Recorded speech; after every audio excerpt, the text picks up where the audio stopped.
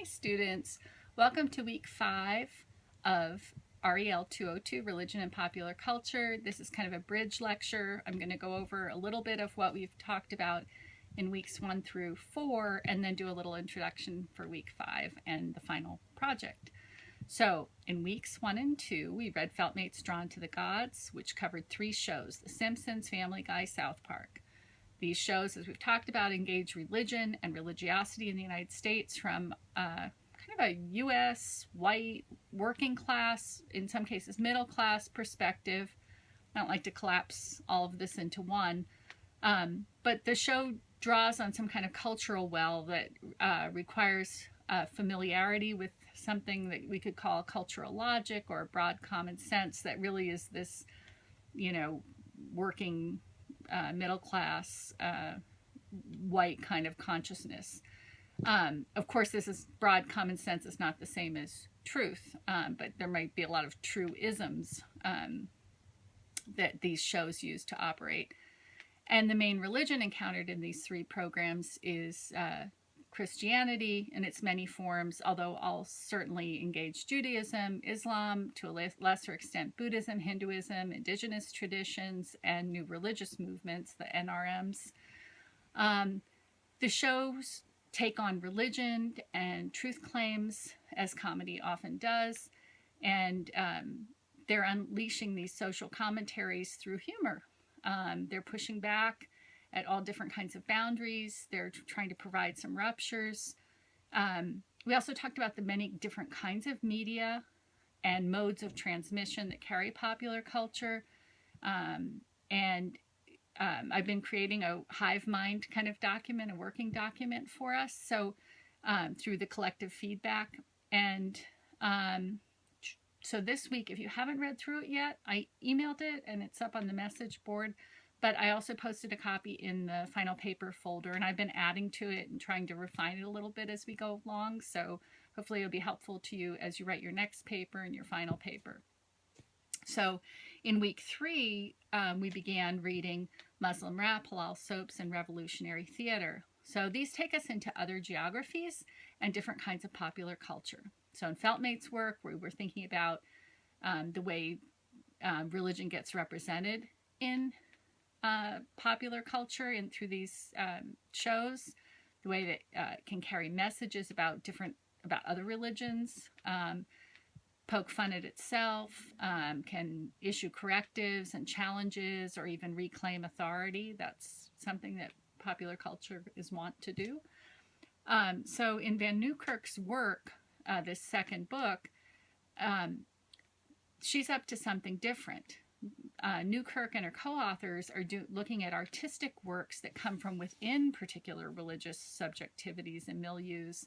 In this case, the space the title broadly claims is the Muslim world, just as problematic as saying the Christian world. What do we mean by that? Islam is a, huge religion, 1.6 billion followers or more, and many different languages, many different cultures within that complex. So in the US, I know frequently there's a conflation of Muslims and Arabs. And while it's true Islam began in the Arabian Peninsula, and that most Muslims who are able physically and financially will travel to the Arabian Peninsula at some point in their life to go on Hajj, pilgrimage to Mecca, most Muslims in the world, in fact, are not Arab. The country that has the highest population of Muslims is Indonesia. It's also the 3rd most populous country in the world, period. But we don't often think of Indonesia, Southeast Asia, when we're thinking about Islam. But that is, in fact, a country that's very important. Then India, Pakistan, and Bangladesh. So right there, we have the 4 most populous Muslim majority countries, or the countries with the largest population of Muslims, and none of those countries have Arabic as their primary language. So the cultures are different and the language is different. Then Nigeria and Egypt, both in Africa. Next, Iran and Turkey, again, countries where Arabic is not the primary language. Iranians speak Farsi. The Turks speak Turkish, of course. The 9th and 10th, Algeria and Morocco, are Arabic-speaking countries, but they're both in North Africa. They're not in the peninsula. So of the top 10 countries, none of them are in the Arabian Peninsula, and only 3 are predominantly Arabic-speaking, all in North Africa. So just a little bit to situate you there. In part 1, Power of Performance, we looked at rap and heavy metal in Turkey and why there's some contention about, whether the heavy metal is okay and what it means, and how the performers place themselves, and then with regard to religion, and then Iranian popular music in Los Angeles. Then in part 2, motivations, all of a sudden we're in Canada, right? We're looking at silence and why there's this silence in mosque spaces there, and is there something ritualistic about it? The author found it both provocative and puzzling. Why, when he had spent 5 years in Egypt and found those spaces to be very rich with sound, that in Canadian mosques there's this silence. He's trying to understand what's going on there, what's the social ground that might be causing something to be different there. And then on to Hezbollah's conception of pious entertainment in Lebanon, then to Egypt, an art with a mission. And for a final project idea, if anyone's looking for one, there are some great ways to think about street art of Egypt leading up to, during, and after Tahrir Square, which was the uprising.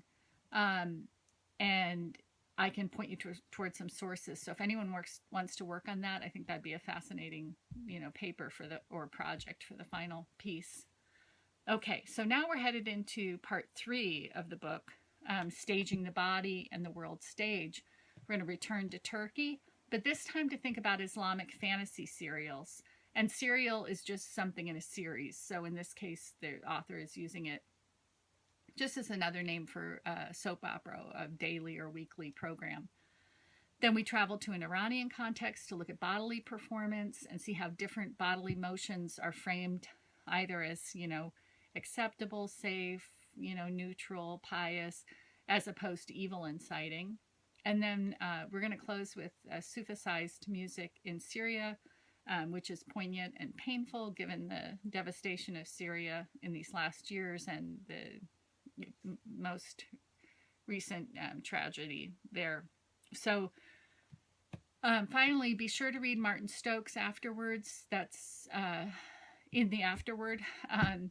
Don't worry if you don't catch every reference or have trouble parsing a sentence. Just keep going.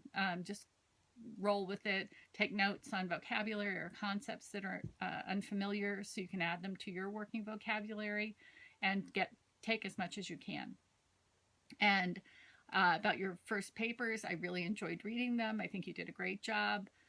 You'll do a slightly longer paper for week 5, and you will use those interpretive skills that you practiced in the first paper, and you're going to strengthen them in this second paper. You're going to have a little more space, but remember, the space is not just to fill, I have to write 3 pages. Oh my gosh.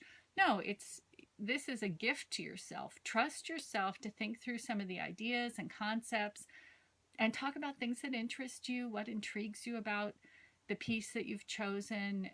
You can bring anything that we've talked about thus far in the course into this, 3-page paper. So situate the film. That means, give me some context for it. Tell me what it is, a little bit about what it's about. It's not a summary, but you can, broadly sketch it out. And then what do you think it does and how with regard to religion? What's it up to? You can use and cite concepts from our texts, from anything I've said.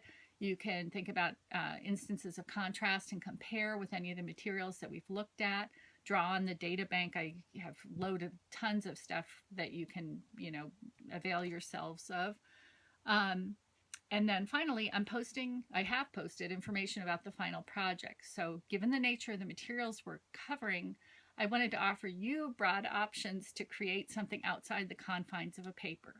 You're welcome to do a paper if that's the form that you are most comfortable in, and that's great. But I wanted to offer other options. So I've listed some ideas, although my list is hardly exhaustive. So if you have a proposal for an alternative kind of project, send me a quick email. I'll look at it, and either I'll shoot you back an email and say, yes, great, it works. Or I'll say, well, okay, can we do it? We can do this a little bit differently, and then it'll work. So I'm giving you wide latitude to create. Now, this doesn't mean that if you choose to do something other than a paper, it should be less intellectually rigorous or creatively challenging.